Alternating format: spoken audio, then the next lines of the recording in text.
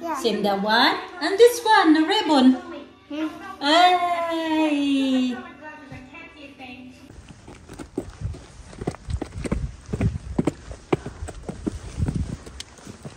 Hawak ka man. Siyempre, na-stress ako ba? Iniisip ko din doon.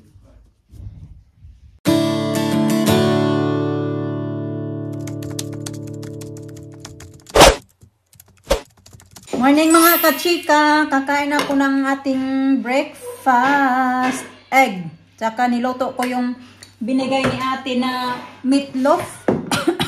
Hiniwa ko siya ng 7. Pero I don't think naubos ko to lahat.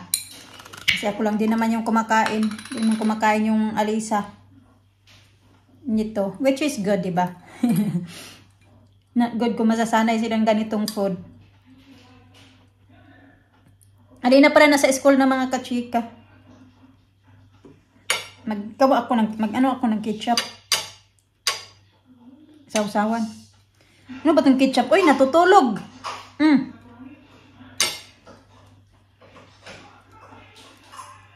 Ayaw talaga. Kain tayo. Ano ako ng aking koko.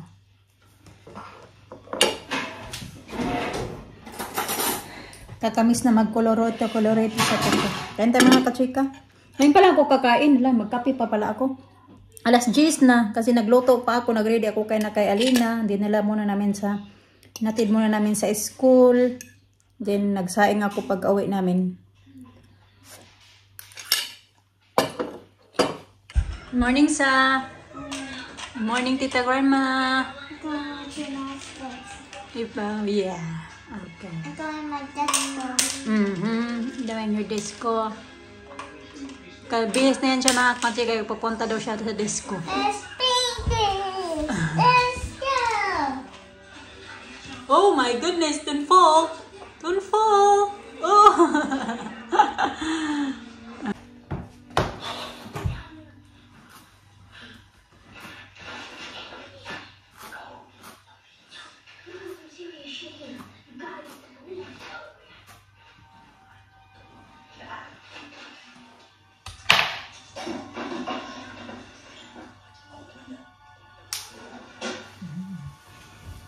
Pretty. Same color, your dress. And this one. No. Same color? Yeah. Yeah, see? Yeah. Same color, no? Yeah. Same that one. And this one, the ribbon. Ay! Oh my god. I thought your glasses shot.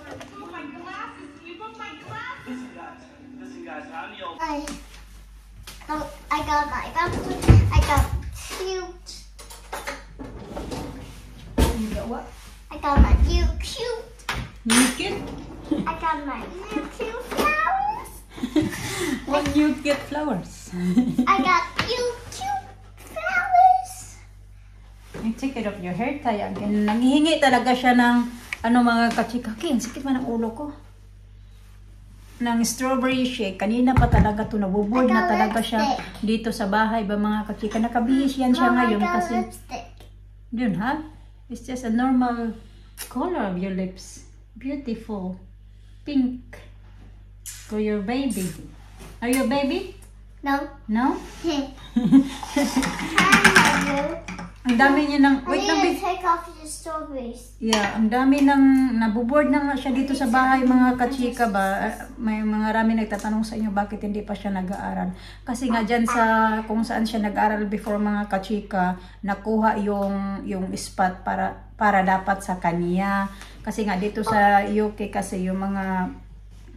Hindi gaya sa Pinas pa na parang kahit ilan kayo sa classroom, ganun. Okay lang. Dito kasi may limit mga kachika hanggang 30 lang talaga bawat classroom. So may mga bago kasing mga estudyante na lumipat dyan. Kaya yung spot na para kay Alisa ay napunta sa ibang bata.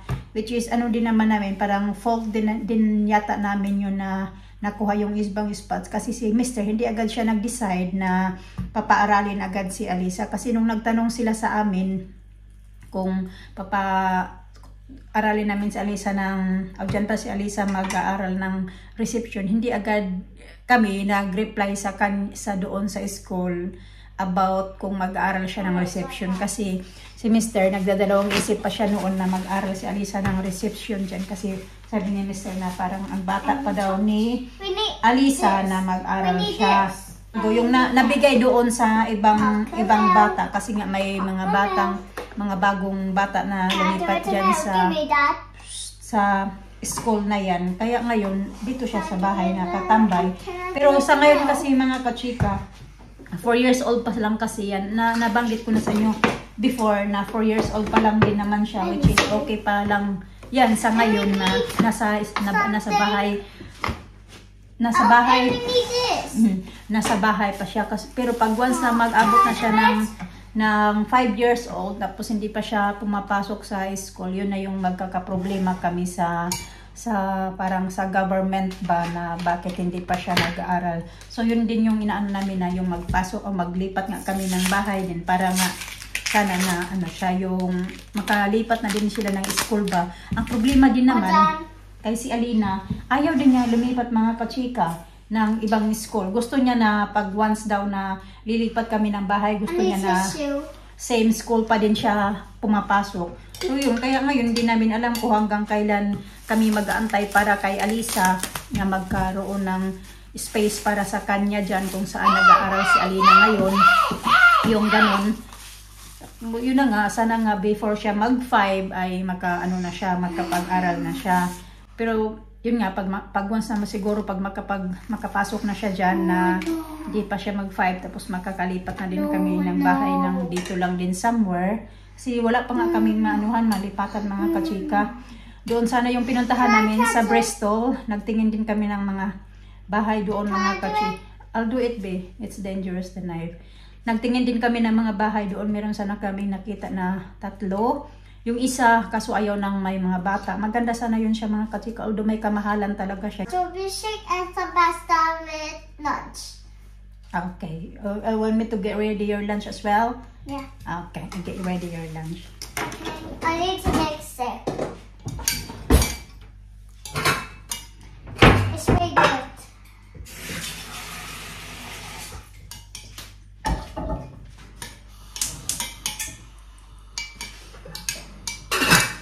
So yun, mayroon na sana nga kami nakita na 3 bahay mga kachika. Although mas mahal talaga siya, mga 500 more compare sa magkano yung renta namin dito sa bahay niya ito. Tapos 2 bedrooms lang din siya mga kachika. Yun nga, 500 pounds more. So yun, okay na din sana sa amin yun. Bali 3 kasi yun, yung isa ayaw ng may bata. Maganda sana yung bahay na yun. Maganda yung, malaki yung garden. Yung pangalawa naman, nakuha na, naunahan kami. Yung pangatlo, ewan ko, kinontak man yun ni Mr. Tapos wala mang sumasagot. Siguro wala pa din namang balita kasi nag-iwan din naman si Mr. We need ng... something to do. No, that's it, baby. Nag-iwan si Mr. ng voicemail pero wala din namang balita. So, hindi ko alam, baka nakuha na din yun siya mga kachika, no? So, yun talaga, marami. Meron nga, pero paunahan nga. Pero kung, di ko naman sinasabi na mahirap, walang mga bahay-bahay na ano. Kung ano kasi kami, mga kachika, pinipilit din namin yung location ba na pupuntahan namin, yung safety para sa mga bata, lalo na may mga bata. Kami, although marami naman mga kachika na mas mura lang, merong mga, mas mura pa nga kung magkano yung binabayad namin. We need something to do that up there. We need something up there. Mas mura sa binabayad namin sa bahay nito. Pero yung location nga mga kachika, iba ba? Yung mga, hindi maganda ba? Kaya kami, accept na lang din namin. Okay na lang din sa amin na at least magbabayad kami ng mas mahal na renta. Ang importante na maganda yung location, maganda yung neighborhood ba. Kaysa magbayad kami ng mura tapos magsisi din naman kami sa huli kasi yun nga hindi maganda yung naanuhan namin, nalipatan namin na lugar, di ba?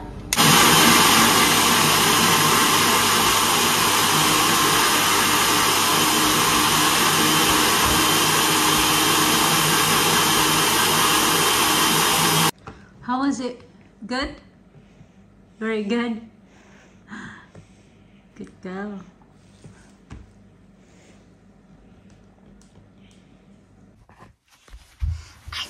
Nabihis na naman si Duday. Nabihis na naman ng dress. Ibang dress na naman yung suot. Come on, go that way. I have to go that way. Okay, wait.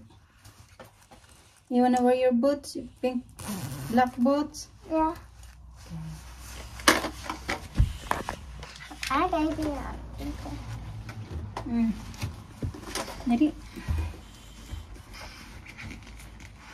Okay, push. This side.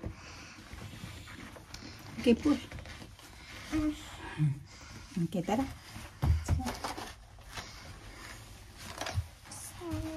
I think we need a sun hat dito. It's a big hat. Wait, Put this one on. boys. This is Frozen Rita. I'm Frozen gonna help Frozen. Frozen isn't helping Naomi. Guys, hey, this is Frozen Rita. I'm gonna help the guys. Okay.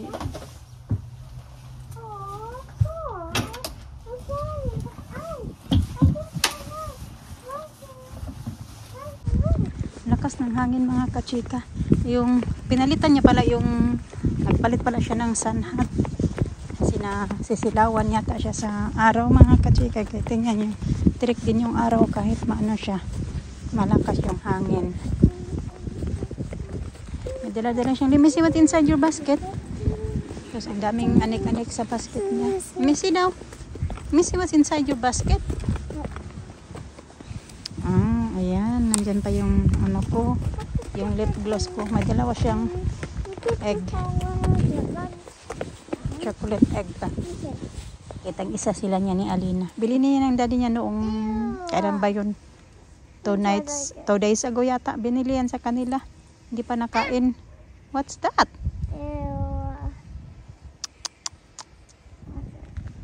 Tag-isa, sabi ko mamaya mo na yung kainin para. Kuy, yung nandito pa nga relo ko. Nilaruan na pala yung relo ko mga kachika. Tingnan nyo. Ang tagal na to sa akin. Ito yung kaunanahang relo na pinili sa akin ni Mr. Give me. Don't play with my watch. But I love it. No, it's not to play with. Come on, Mom.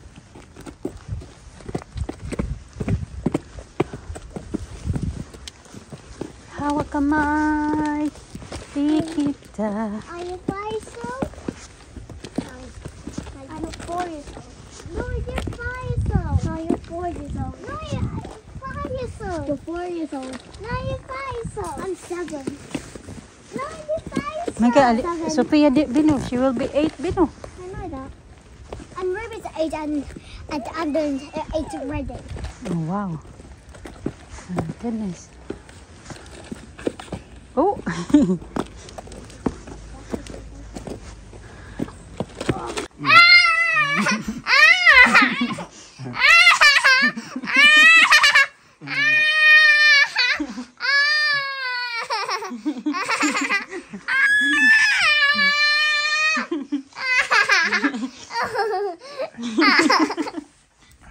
Watch this. I can do this. Look.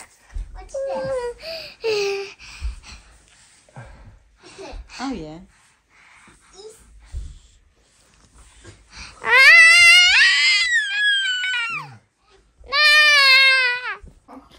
Kaidlip ang gami mga kachika kay ang sakit talaga ng tainga ko, yung sumasakit ng mga tainga ko, stress ba pag palagi sumasakit yung tainga ko, alam kong hi Tita Grandma, Hi, Tita. yung palagi akong marami akong stress bang katawan ko, tapos marami akong iniisip yung sumasakit yung tainga ko. Nagpapalit nga ako ng ano pa pala ni Alina ba? Bedsheet niya. Pero yung Dubai na naayos ko na yung bedsheet na lang doon. Nalagyan ko siya ng bedsheet yung kanyang bed. Kaya hindi ko na natapos. Kaya umalis na kami kanina magsundo sa kanya. Alas 6 na pala. 6:15 na ng gabi. Papakainin ko na yung mga bata. Hindi ko na ako magluluto. And that's a slide. Check it out. That's not a child. Let's play again. I'm going to show you that was a thing. Let's go down the sun. Ginawa na slides ni Alice yung daddy niya. Ayun yung Dubai ni Alina na inano ko na. Fun. Ayos na. See the guys up sing. Read it. Let's watch sing, Daddy. Oh, what's it say? What's the letter is? It says there. Sige na.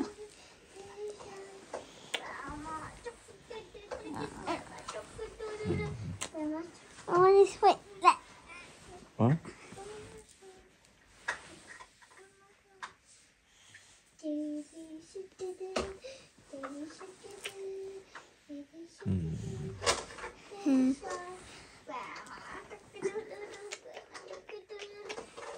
Ito yung mga pinagtatanggal kong mga kachika sa bedsheets namin, bedsheet ng mga bata, Dubai cover.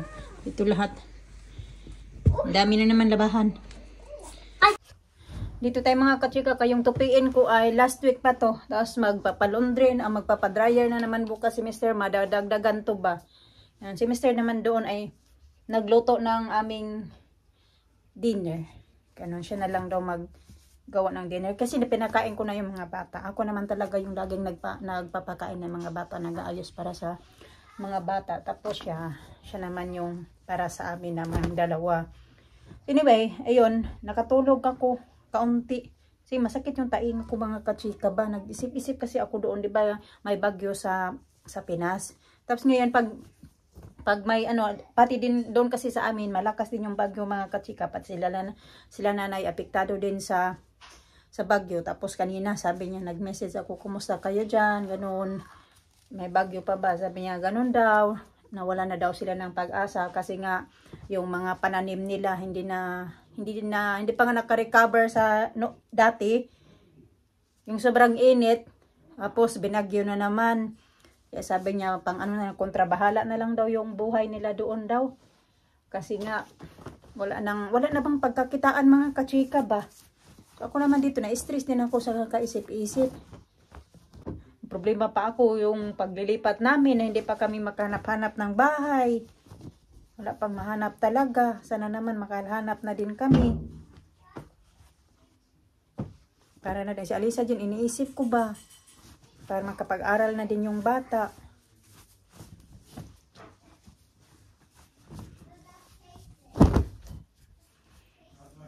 Ngayon, sumasakit tuloy na ko. Na-stress na naman ako. Yung tainga ko sumasakit na naman. Ay, kakaisip ng problema ba? Kung anong maganda.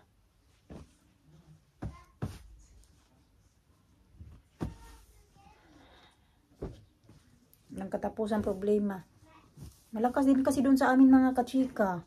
Mga pananim ba? Yun yung kasi alam nga doon sa amin. Yung inaasahan lang talaga namin doon ay yung magpagbukid ba, yung magsaka, tapos yung mananggot, ano ba yung mananggot ba? Yung ba ng tuba mga kachika? Hindi ko lang kung anong tawag doon sa mananggot sa Tagalog. Basta yung ng tuba. Yun, yung talaga ng source of income doon sa amin. So paano pag may bagyo, ganun, isira yung mga lubi, yung mga kaho, yung mga niyog, masisira, tapos hindi na makaano ng tuba ba. Wala na talagang mapupuntahan. Tapos yung mga pananim pa. Okay sana doon. Walang problema yung mga pagtataniman mo. Ang problema naman yung weather. Apektado sa bagyo. Ay, Diyos ko Lord. Ang hirap ng buhay. Hindi naman. Siyempre, na-stress ako ba? Iniisip ko din doon.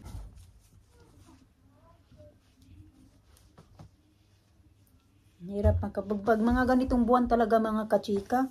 Palagi talaga din kami apektado doon sa mga bagyo-bagyo. Pag ganitong mga buwan, from June, July, August, hanggang talaga yan, February, doon. Diba nung nasa Pinas kami mga kachika, malakas yung, may bagyo din doon, malakas yung ulan. Apektado talaga, palagi. Kasi kami, nasa bukid kami, pag mag-amihan, doon palagi babagsak sa amin yung yung hangin at saka ulan pag tag-amihan na.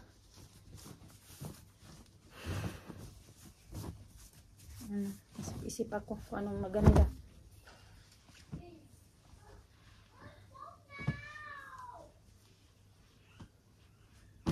La la la.